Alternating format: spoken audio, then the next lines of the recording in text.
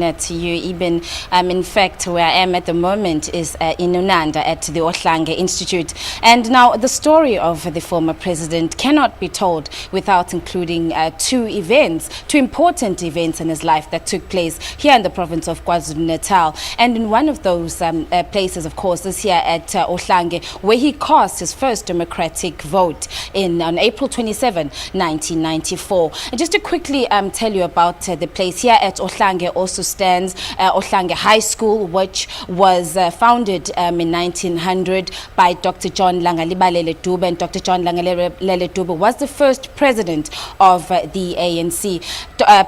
Former President Nelson Mandela came here to cast his vote, but it was of great significance for him to come here. In fact, it was full circle really for him. There was some famous words that he said when he came here on that day. And before I actually go or actually tell you what those words are, I'm going to go back to 1990 to 94 on that historic day for our country. And now I'm joined by Mr. Vusumuzi Sangweni, who was the principal here at Ohlange at the time, and also had the very important role of being the presiding officer. Mr. Sangweni, thank you very much for your time, and good afternoon to you. Good afternoon to you and the viewers. Good afternoon. Well, let's go back. You probably had undoubtedly the most important job on that day, the presiding officer here at Ohlange. Just take us through Datu Madiba when he came in. What happened on that day? Thank you very much. For the first time in my life, I was placed in a very difficult position to receive a statesman, to receive a person with a high level of greatness. And when I was appointed as presiding officer, I did not know that event is going to happen here. So it was just me being responsible for the voting station according to the rules of IEC. And then 2 days before, I was informed that somewhere a great event is going to happen here. And I was not aware what event that was. And a day before the election, then I was informed officially that Dr. Mandela is going to come here and cast his vote. And I was in town when I was told that message. And I don't remember driving from town to the school. But I arrived here. How I arrived here, I don't know, because of the magnitude of the event. At the same time, I could not divulge that information into the voting station at that moment. It was only in the morning of the day of the election that people within the campus knew that Dr. Mandela was coming. And within a few hours, he came in an entourage of cars, and I was at the voting station in the chapel. But his first point was this gravesite. And I could not come here because according to the rules of the IEC, I had to man the voting station because it had already been open.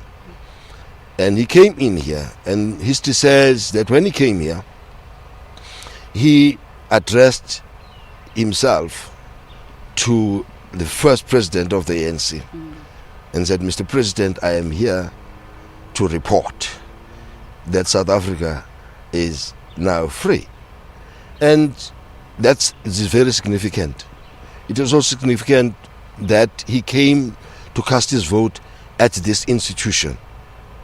And then after placing the wreath at the gravesite, he then went down to the chapel, which was a voting station.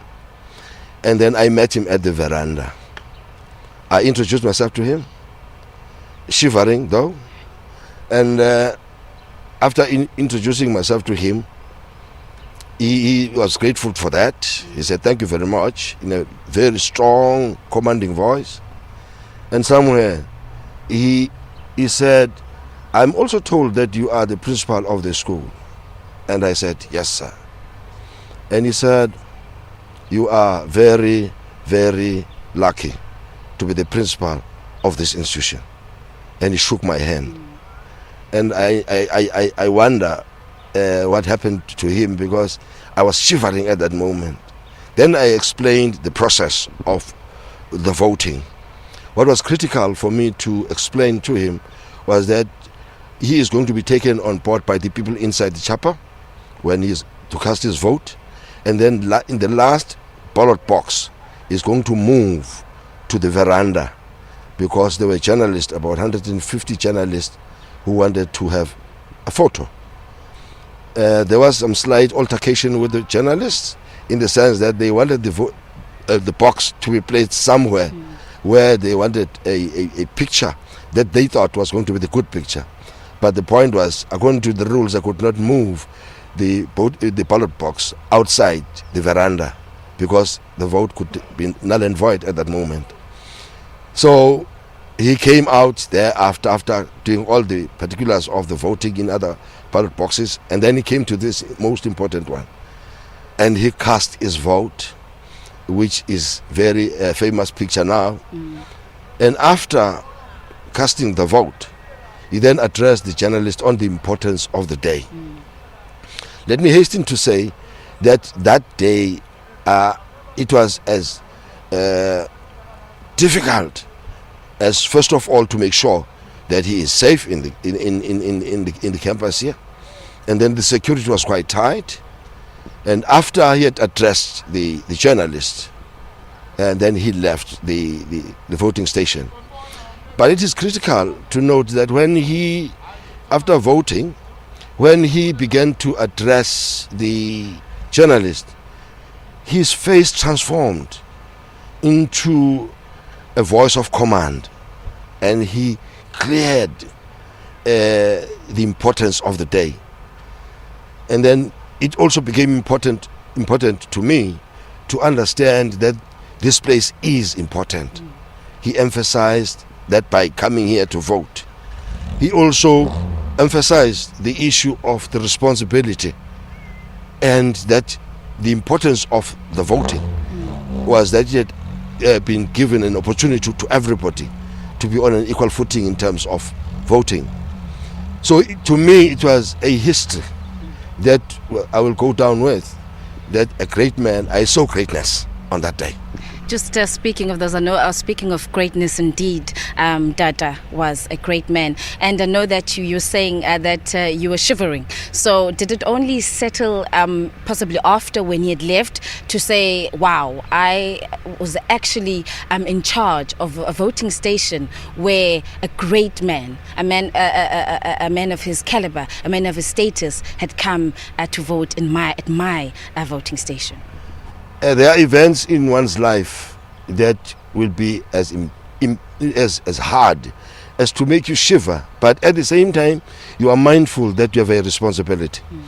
And for me, the shivering was there for a moment, and then thereafter I had to kick in the level of responsibility. Fortunately, I was a student here at Ohlange High School under Mr. S.D. Ndobo. And we had gone through the mill in handling the life and the work of Dr. J.L. Dube, the founder of the school. So for me, somewhere that clicked in, that the responsibility goes beyond making sure that after Dr. Mandela has voted, the responsibility goes even further to make sure that nothing untoward happens at this voting station. And it was a responsibility that where I went through with right through the voting of the 1994. And I am sure that if anything happened, it would have come up with a lot of questions as to what is happening in the voting station. And for me, that was critical. Well, Mr. Sangweni, indeed, you had a difficult task, but one that you were able to carry out very well on that day. And thank you very much for your time. We know that you no longer live in this area and you've traveled very far to be with us. Now, thank you very much for your time. Those Great words that Dada said. A lot of people that were here said only a man of his stature and a man of his mind would think to go back to where it all began, or to come back to where it all began. And just right here behind me, in fact, I don't know if you can see, is the grave of Dr. John Langilbalele Dube. And this is where Dada came. He laid the wreath, and that's where he then said those words: Mr. President, I came to inform you that South Africa is now free. Back to you in the studio.